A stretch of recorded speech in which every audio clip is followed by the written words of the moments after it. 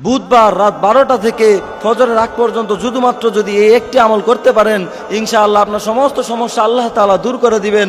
এটার গ্যারান্টি আমি দিচ্ছি, কেননা আল্লাহ তাআলা পবিত্র কুরআনের মধ্যে বলে দিয়েছেন, ওয়া নুনাজ্জিলু মিনাল কুরআনি মা হুয়া শিফা ওয়া রাহমাতুল লিল মুমিনিন, যে আমি কুরআনকে পাঠিয়েছি ঔষধ রূপে, শিফা রূপে, আরোগ্য রূপে।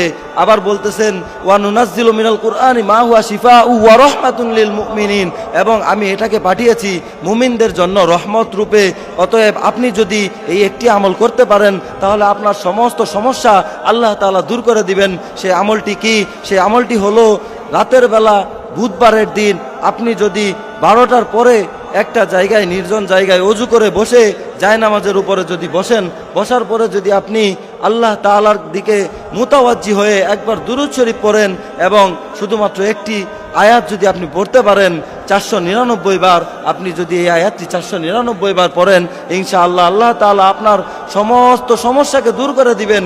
সেই আয়াতটি হলো, লা হাওলা ওয়ালা কুওয়াতা ইল্লা বিল্লাহ, লা হাওলা ওয়ালা কুওয়াতা ইল্লা বিল্লাহ। প্রথমে আপনি একবার দুরূদ শরীফ পড়ার পর আপনি যদি লা হাওলা ওয়ালা কুওয়াতা ইল্লা বিল্লাহ 499 বার পড়েন, এরপর আবার যদি একবার দুরূদ শরীফ পড়েন, এরপরে যদি আপনি আল্লাহ তাআলার কাছে হাত তুলে দোয়া করেন, আল্লাহ তাআলার কাছে আপনি যেই সমস্যার কথাই বলবেন, সেই সমস্যায় আল্লাহ তাআলা দূর করে দিবেন।